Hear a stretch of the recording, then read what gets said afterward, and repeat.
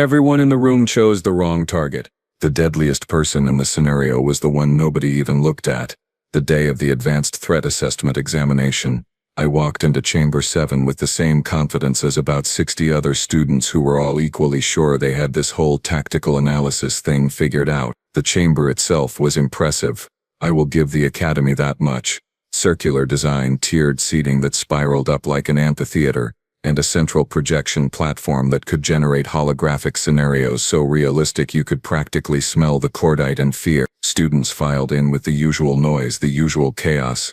Krelians stomped in with their excessive bulk, taking up 2 seats each because apparently their species never learned about spatial efficiency. The Vox contingent clicked and whistled to each other in their harmonic language, their chrome-plated skulls gleaming under the overhead lights. A cluster of mindweavers drifted in last, those creepy telepathic floaters who always seemed to be listening to conversations you were not even having out loud. I grabbed a seat in the middle section, row 5, right on the aisle, good view of the projection platform. Close enough to hear everything clearly, far enough back that I would not get called on first. Tactical positioning, see?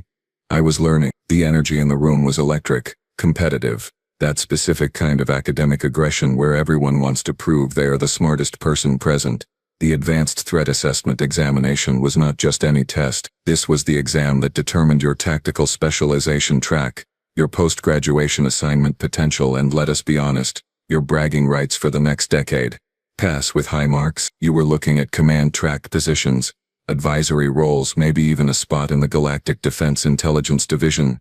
Fail or score poorly, enjoy your career flying supply routes to mining colonies in the outer reaches. So, yeah, everyone was tense, everyone was focused, everyone was mentally preparing to demonstrate their superior analytical abilities. Well, almost everyone. 3 rows ahead of me, sitting in one of those middle seats that nobody really wants because you cannot make a quick exit, was a human. She had dark hair pulled back in a simple tail, wore the standard academy uniform like everyone else, and was currently slouched in her seat like she was waiting for a particularly boring lecture to end.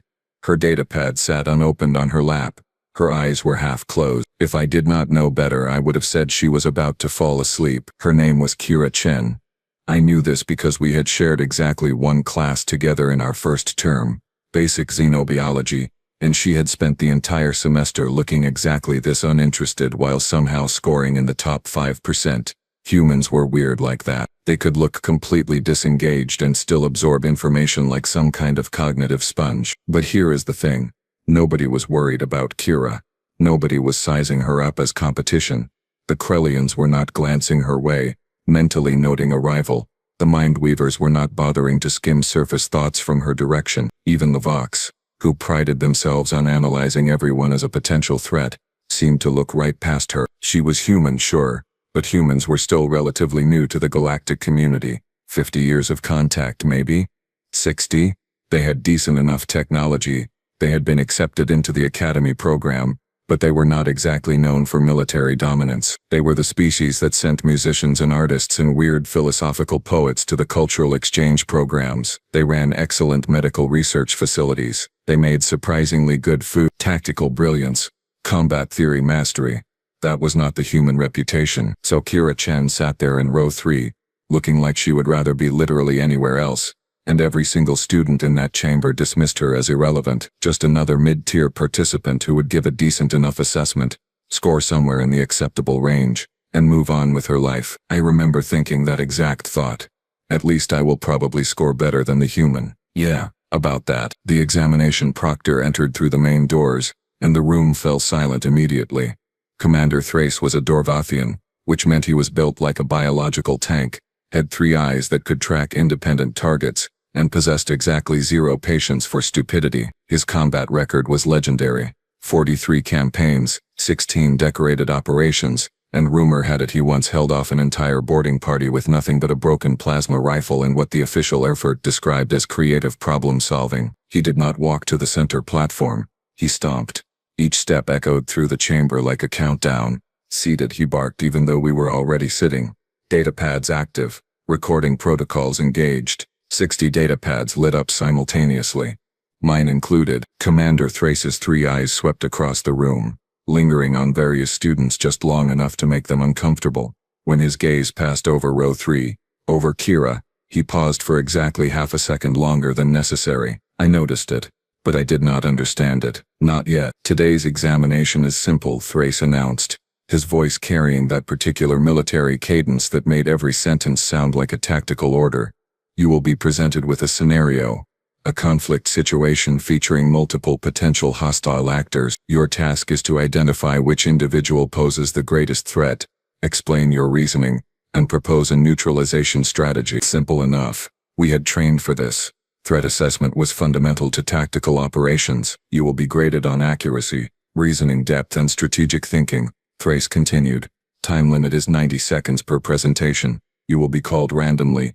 His mandibles clicked together in what might have been a smile. Choose wisely. The holographic projectors hummed to life, and the central platform shimmered with rendered light. The scenario began loading, and in row 3, Kira Chen finally opened her eyes, straightened slightly in her seat, and for just a moment the bored expression on her face was replaced with something else, something that looked an awful lot like amusement. The holographic scenario materialized in full detail, and I have got to admit, the Academy did not cheap out on the rendering quality. The projection showed a contested urban zone, probably meant to represent one of those border world colonies that changed hands every few years depending on who had the bigger fleet that month. Collapsed buildings, debris scattered across broken streets, the kind of environment where visibility was garbage and ambush points were everywhere. And standing in various positions throughout this charming disaster area were 7 individuals. Commander Thrace gestured at the projection with one massive arm.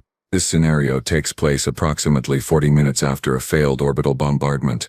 Ground forces from multiple factions have converged on this location. Civilian evacuation is incomplete. Infrastructure is compromised. Your mission briefing indicated potential high-value targets in the area. He paused, letting that sink in. Identify the greatest threat.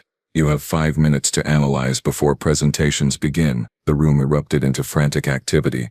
Datapads lit up with notation software, styluses started scratching, and I could hear at least 3 different students muttering tactical assessments under their breath like some kind of academic prayer. I focused on the 7 figures in the projection. First one, immediately obvious. A Krellian shock trooper, full combat armor, carrying what had to be a Mark 7 plasma cannon. Those things could punch through reinforced bunker walls. He was positioned behind a half-collapsed storefront. Decent cover, good sight lines down 2 intersecting streets. Textbook defensive positioning for heavy weapons support. Threat level? Extreme. That was going in my notes. Second figure. A Vox infiltrator. Because of course there was a Vox infiltrator. They were crouched on top of a ruined building 3 stories up, holding some kind of long-range energy rifle. Vox had naturally enhanced targeting systems built into their optical nerves, which made them absolutely terrifying snipers. From that elevated position they could cover probably 80% of the scenario area. Also going in my notes as extreme threat. Third figure. A Scaran berserker. And oh boy, those were bad news in close quarters. Scaran had this lovely evolutionary feature where combat stress triggered a biological rage state that made them essentially immune to pain and doubled their already impressive strength. This one was carrying dual vibro blades and looked ready to turn anything nearby into component parts. Extreme threat at close range. Noted. Fourth figure. A Mindweaver coordinator, hovering about 2 meters off the ground, near what used to be a transit station. Mindweavers could not do direct telepathic control. That was illegal and biologically impossible for most species anyway, but they could coordinate entire squads through shared tactical awareness. One Mindweaver could turn a disorganized group into a synchronized killing unit. Strategic threat. Definitely going in the assessment. Fifth figure. A Thalorian scout. One of my own species actually. Positioned in a doorway with active camouflage gear and what looked like sensor equipment. Scouts were force multipliers providing real-time intelligence and target designation for heavier units. Moderate threat. Support role. Check. Sixth figure. A Dorvathian combat engineer. Commander Thrace's species. Working on something near a vehicle wreckage. Combat engineers were dangerous because they could turn environmental elements into weapons, improvised explosives, structural traps. All that creative mayhem that made urban combat so unpredictable. High threat potential. Added to the list. And then, there was the 7th figure, a human, medical officer based on the markings on their uniform. They were sitting on a chunk of rubble, looked absolutely exhausted, had a standard medical pack next to them, and appeared to be checking something on a handheld scanner. No visible weapons, No combat armor, just basic field gear and what was probably 72 hours without sleep written all over their face. I glanced at the human, made a quick note, medical personnel, non-combatant, and immediately went back to analyzing the actual threats. Around me I could hear other students doing the same thing. Lots of attention on the Krellian with the plasma cannon, plenty of discussion about the Vox sniper.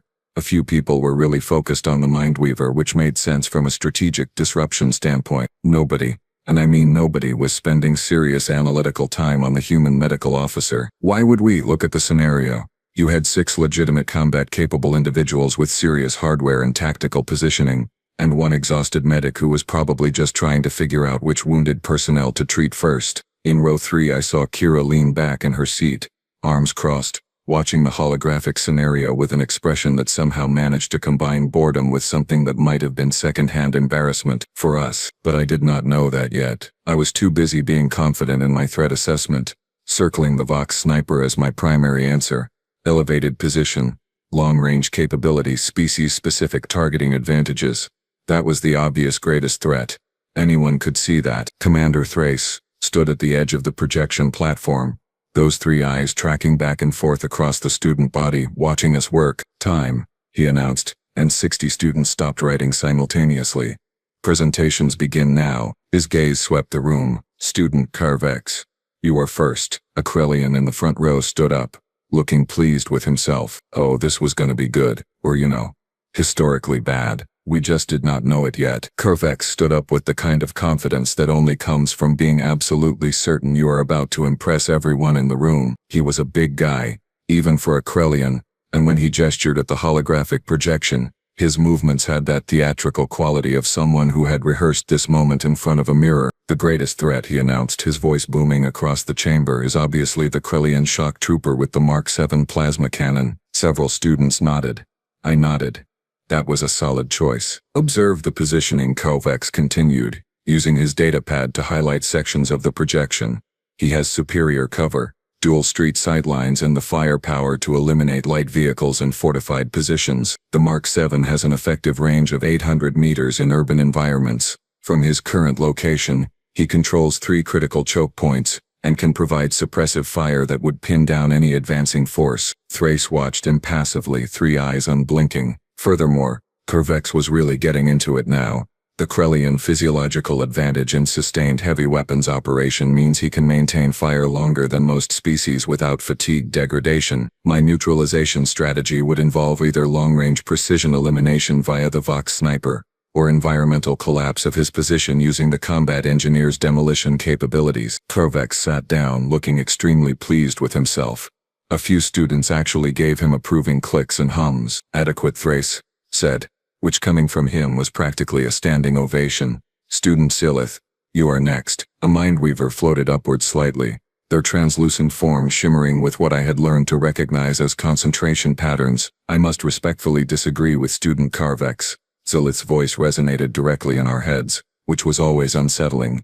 The greatest threat is clearly myself, the Mindweaver coordinator. Okay, points for boldness. I guess. A Mindweaver in a combat scenario does not function as a single combatant, Silith explained. We are force multipliers. Observe how I am positioned centrally, with telepathic range covering all other combatants. I can coordinate simultaneous actions, share sensory data across multiple viewpoints, and eliminate communication lag entirely. The shock trooper's firepower becomes meaningless if I can alert the Scaran berserker to his exact position 0.5 seconds before he fires. Actually, that was a pretty good argument. I glanced at my notes, wondering if I should have considered the coordination angle more seriously. Neutralization requires either immediate elimination before battlefield coordination begins, or telepathic jamming technology, which most military forces do not deploy at the squad level. Failing both options, any engagement becomes exponentially more difficult once I establish network connection with allied forces. Silith settled back down, looking smug. Well, as smug as a floating telepathic jellyfish thing could look. Interesting analysis, Thrace commented, his tone revealing absolutely nothing. 3 more students presented. One chose the Vox sniper, spending 6 minutes breaking down angles of fire, kill zone calculations, and the statistical probability of first shot fatalities. Another picked the Scaran berserker, making a solid case for close-quarters lethality and the psychological impact of facing an enemy that literally could not feel pain. The third went with the combat engineer, arguing that environmental control and improvised explosives presented unpredictable threat vectors. All of them sounded confident. All of them had detailed tactical reasoning. All of them received that same neutral, adequate, or interesting from Commander Thrace, and all of them completely ignored the human medical officer sitting on that chunk of rubble. I checked row 3 again. Kira had not moved, had not taken notes, had not even pulled out her datapad. She just sat there with her arms crossed, watching student after student present their assessments with an expression that I was starting to recognize as barely suppressed amusement. That should have been a warning sign. Student Van. Thrace's voice cut through my thoughts like a plasma torch.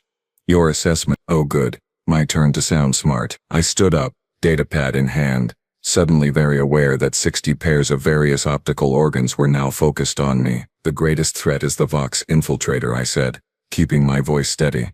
Elevated position at approximately 12 meters. Long-range energy rifle with demonstrated accuracy at distances exceeding 1,000 meters. Vox optical enhancements provide target tracking capabilities that exceed standard military-grade equipment. I highlighted the sniper's position in the hologram. From this location, the Vox has clear sight lines to every other combatant in the scenario. First shot elimination probability on unarmored targets exceeds 90%. Even armored targets would face significant damage from sustained fire. Feeling more confident now, I continued. Additionally, Vox infiltrators are trained in position rotation and evasion protocols. Attempting to close distance for counterattack would require crossing open ground under direct observation. The shock trooper's plasma cannon lacks the precision for anti-sniper work at that range. The berserker cannot reach an elevated target. Even the Mindweaver's coordination advantages become limited against a single independently operating sniper. I took a breath. Neutralization strategy would require either the Thalorian Scout's sensor equipment to pinpoint exact location for indirect fire, or a coordinated distraction allowing the combat engineer to collapse the building structure. I sat down. That felt pretty good, actually. Solid reasoning, tactical considerations, practical neutralization approach. Adequate, Thrace said. Several more students went. A Darvathian chose the combat engineer, their own species, making an impassioned argument about how underestimated environmental manipulation was in modern combat doctrine. A Scaran, predictably, chose the other Scaran, because apparently species loyalty was a thing even in academic exercises. Each presentation was detailed, confident, backed by tactical theory and combat statistics. The room was filling with that particular academic energy where everyone was mentally congratulating themselves on their analytical brilliance. We were all so smart, so well trained, so tactically astute. In row 3, Kira uncrossed her arms, stretched slightly, and yawned. Actually yawned. During the most important tactical examination of the term, this human looked like she was watching a documentary about paint drying. A few students noticed. I saw a Krellian 2 rows back glance at her with what might have been contempt. Like, look at the human, does not even care enough to pay attention. Commander Thrace's 3 eyes tracked across the room one more time. Students were starting to relax, figuring their presentations were done. They had performed adequately. Time to coast through everyone else's assessments. Then Thrace's gaze locked onto row 3. Student Chen, he said, and something in his tone made the entire room go quiet. You have been remarkably patient. Please, share your assessment. Kira stood up slowly, like someone who had been waiting for this exact moment and was going to savor every second of it. She looked at the holographic projection. Then she looked at us, and she smiled. Not a friendly smile. Oh no! This was the smile of someone who was about to ruin everybody's day and enjoyed doing it. Well, Kira said, her voice absolutely dripping with sarcasm. This is going to be fun. Kira walked down to the central platform with the kind of casual energy that made it very clear she was not even slightly intimidated by this whole situation. She stopped next to Commander Thrace, glanced at the holographic scenario, then turned to face the rest of us with that same dangerous smile still plastered on her face. Okay, she said, dragging out the word like she was about to explain something very simple to very small children. So, I have been sitting here for the last 20 minutes, listening to all of you pick your favorite shiny target and convince yourselves you are tactical geniuses. And I have got to say, it has been absolutely fascinating. Like watching people fail the same test in 60 different ways. A few students shifted uncomfortably. I saw Kovex's expression darken. Kira pointed at the Krellian shock trooper in the hologram. Let us start with everyone's favorite. Big guy, big gun, big obvious threat. Calvex. You spent 6 minutes explaining how dangerous this guy is. Know how long he would last in actual combat? She paused for effect. 12 seconds. Maybe 15 if he is lucky. Carvex started to object, but Kira just kept talking, her voice cutting through the room like a scalpel. That Mark 7 plasma cannon weighs 42 kilograms, requires a 3.5-second charge cycle between shots. He is positioned behind a storefront, which means his back is to a building with windows that provide access. His cover is frontal only, which is great if everyone attacks from the street like polite little soldiers, but absolutely useless when someone comes through the building behind him. She zoomed in on the hologram, highlighting structural details. Look at his stance. Weight distribution is all wrong for rapid repositioning. He is set up for sustained fire down those 2 streets, which means he is committed to that position. One flashbang through the window behind him, he is blind and deaf. 2 seconds later he is dead. That plasma cannon becomes a very expensive paperweight. The confidence in the room was starting to evaporate like water on a hot plate. Kira turned her attention to the Vox sniper. Silith, you made a decent argument for the Mindweaver, but half of you picked the sniper. So let us talk about why that is also wrong. She gestured at the elevated position. Yes. Great sightlines. Yes, excellent targeting capabilities. Also, completely static positioning with exactly one access route to that rooftop. See that stairwell? That is the only way up or down. The Vox is 3 stories above ground level with no rapid exit strategy. You know what we call that in actual tactical operations. Kira's smile got wider. A coffin with a view. Several students were taking notes now, and not the good kind of notes. The oh no, I got this completely wrong kind of notes. Vox biology requires a stable firing platform for those fancy optical enhancements to work properly. Kira continued. Absolutely ruthless now. Which means the sniper cannot reposition quickly without losing targeting efficiency. 1 smoke grenade blocks visual acquisition. 1 incendiary round forces evacuation from that position. And the second they start moving down that stairwell, they are in a fatal funnel with 0 cover and predictable movement pattern.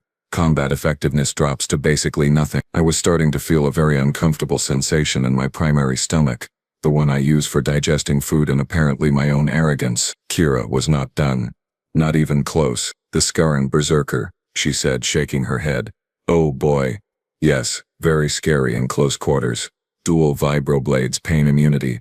Lots of rage. You know what else the Scaran have? Predictable attack patterns driven by biological imperative. They charge. That is their whole thing. They charge at the nearest threat with maximum aggression and 0 tactical flexibility. She highlighted the berserker's position in the hologram. Current location is in an open plaza with 40 meters of clear ground in every direction. You know what happens to a close quarters combatant with no ranged capability when they are standing in an open kill zone? They become target practice. 12 seconds. Same as the shock trooper. Probably less because they will literally run toward whoever is shooting at them. My second stomach was getting involved now. This was becoming physically uncomfortable. The Mindweaver coordinator, Kira said, looking directly at Zilith. You made the best argument out of everyone here, I will give you that. Force multiplication, shared awareness, communication advantages. All true, all tactically relevant. Zilith's form brightened slightly. Something like vindication. Also completely irrelevant, Kira continued, destroying that moment immediately, because Mindweavers have an effective telepathic range of about 50 meters in urban environments with all the electromagnetic interference, and you are hovering 2 meters off the ground, which makes you the most visible target in the entire scenario. No cover, no concealment, limited mobility. First thing any competent squad does is eliminate the coordinator. You die first, always, because you are both the most valuable target and the easiest one to hit. Zilith's form dimmed considerably. Kira pointed at the Thalorian scout. Scout is positioned in a doorway with active camouflage. Great, except active camouflage creates a thermal signature, uses power cells that emit detectable radiation, and provides 0 protection against area effect weapons. 1 thermobaric grenade into that doorway, camouflage does not matter anymore. Also, scouts are lightly armed support personnel. Useful? Yes. Greatest threat? Not even remotely. I was no longer taking notes. I was just sitting there watching my entire tactical assessment get systematically demolished by a human who looked like she had been half asleep 5 minutes ago. And the combat engineer, Kira said, turning to the Darvathian in the hologram. Environmental control. improvised explosives, creative problem solving. Sure. No, what else? They are crouched, next to a vehicle wreckage, working on something, which means they are distracted and stationary. Engineers are dangerous when they have time to prepare. This one is exposed, focused on a task, and not maintaining situational awareness. Combat effectiveness in the next 30 seconds, basically zero. The room had gone completely silent. Even Commander Thrace looked like he was enjoying this, which was somehow more terrifying than if he had been angry. Kira crossed her arms and looked at all of us with an expression of profound disappointment. So, to summarize, she said, voice heavy with sarcasm, every single one of you picked targets based on what looked scary, what had the biggest weapons, or what fit your preconceived notions about combat effectiveness. You analyzed equipment and positioning and species advantages. You made detailed tactical arguments that sounded really smart. She paused, letting that hang in the air, and every single one of you would be dead before you realized you were looking at the wrong person. My discomfort had evolved into something approaching dread, because I had a horrible feeling I knew where this was going. The greatest threat in this scenario, Kira said, her smile turning absolutely predatory, is the exhausted-looking human medical officer sitting on a pile of rubble who none of you even considered for half a second. Oh no. Oh no no no. Kira zoomed in on the human medical officer in the hologram, and suddenly details I had completely ignored became horrifyingly obvious. Let us talk about what you all missed, Kira said, her tone shifting from sarcastic to clinical. First, positioning. The medic is sitting on rubble that provides elevation, hard cover from 3 directions, and unobstructed sight lines to every single combatant in the scenario. That is not exhaustion. That is calculated field placement. She highlighted the medical pack. Second, equipment analysis. Standard medical pack, sure.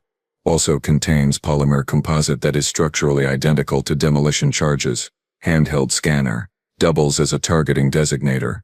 Those supply pouches, perfect size for concealed sidearms or breaching tools. My brain was trying very hard to reject this information, but the evidence was right there in the hologram. Third, body language and behavior. Kira continued. The medic is not checking wounded, not coordinating evacuation, not doing anything a medical officer would actually do in this scenario. They are sitting still, scanning the environment and maintaining a relaxed posture that provides optimal reaction time. That is not a non-combatant. That is someone pretending to be a non-combatant while running threat assessment on everyone around them. She turned to face Commander Thrace. The human medical officer is using the single most effective tactical advantage in any combat scenario. They are being underestimated. Every actual threat in this scenario is focused on each other. Nobody is watching the medic, which means the medic can engage at their discretion with complete tactical surprise. Thrace's mandibles clicked. Student Chen, you have made your theoretical case. However, theory and practice are different things. Oh no, I knew that tone. Demonstrate your assessment, Thrace said. You have access to training equipment. Show us how this medic would neutralize the other 6 combatants. You have 90 seconds. Kira's smile could have cut steel. I only need 70. What happened next was the most educational 5 minutes of my entire academy career. And I mean that in the worst possible way. Kira moved to the equipment lockers at the side of the chamber and pulled out training versions of standard gear. Simulation grenades, practice blades, dummy charges, all the non-lethal stuff we used for practical exercises. Then she walked back to the projection platform and just started working. Engagement sequence begins, she announced, her voice flat and professional now. Shock trooper is first priority. High threat, static position, predictable field of fire. She mimed pulling something from a medical pouch, made a throwing motion toward the holographic building behind the Krellian. Flashbang through rear window. 3 seconds. She counted it out, then moved. Trooper is disoriented. Weapon is a liability now because he cannot see targets. Close distance during confusion period. Neutralize with close quarters technique. Kira demonstrated a strike pattern on a practice dummy. Brutal efficiency, no wasted movement. 7 seconds total.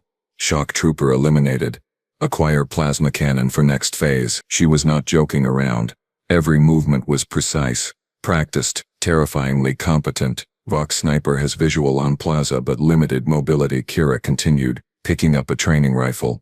Use acquired plasma cannon, single shot into stairwell support structure.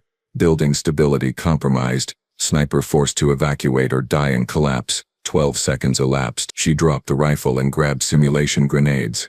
Skorin Berserker will charge on contact. Predictable. Directional mine placement along charge path. Detonate on approach. Berserker's pain immunity is irrelevant when major muscle groups are destroyed. 18 seconds elapsed. My forearms had gone completely numb. This was not a demonstration. This was a surgical breakdown of how to kill 6 people in under 30 seconds. Mindweaver coordinator is priority target now, Kira said, moving through the scenario with mechanical precision. Elevated, visible, limited mobility. Standard rifle shot, center mass. Telepathic abilities do not stop bullets. 22 seconds elapsed. She shifted position, grabbed a practice blade. Thalorian scout is using active camouflage in doorway. Thermal signature is visible. Fragmentation grenade into confined space. Camouflage irrelevant. 28 seconds. 1 target left. Combat engineer is distracted. Working on vehicle wreckage, not maintaining awareness, Kira said. Standard approach from blindside. Close quarters neutralization before they register threat presence. 34 seconds total elapsed. She stopped, turned to face all of us, not even breathing hard. 34 seconds, she repeated. All 6 combatants neutralized. Medical officer maintains non-combatant appearance until engagement begins. Uses tactical surprise and opponent overconfidence. Eliminates threats in order of capability and awareness. By the time anyone realizes the medic is the problem, they are already dead. The silence in that room was so complete I could hear my own circulatory system. Commander Thrace nodded slowly. All 3 eyes fixed on Kira. Accurate assessment. Flawless demonstration. Textbook application of deception doctrine. He turned to address the rest of us, and his voice carried across the chamber like a funeral dirge. This examination was designed to teach you one critical lesson. The most dangerous opponent is never the one who looks dangerous. It is the one you do not see coming. Kira walked back to row 3 and sat down, looking exactly as bored as she had at the start of class, and I finally understood why she had been so amused. We had all failed this test before it even started. Nobody moved. Nobody spoke. 60 students sat in complete silence, processing what we had just witnessed. Commander Thrace let that silence stretch out for a good 10 seconds before he spoke again. Humans have been part of the galactic community for 62 years, he said, his voice carrying weight now. In that time, they have participated in 14 major conflicts. They have won 13 of them, not through superior technology, not through larger numbers. They win because they fight differently than everyone else. He gestured at the holographic scenario, still frozen with all 7 combatants visible. Every species in this room evolved with certain combat doctrines.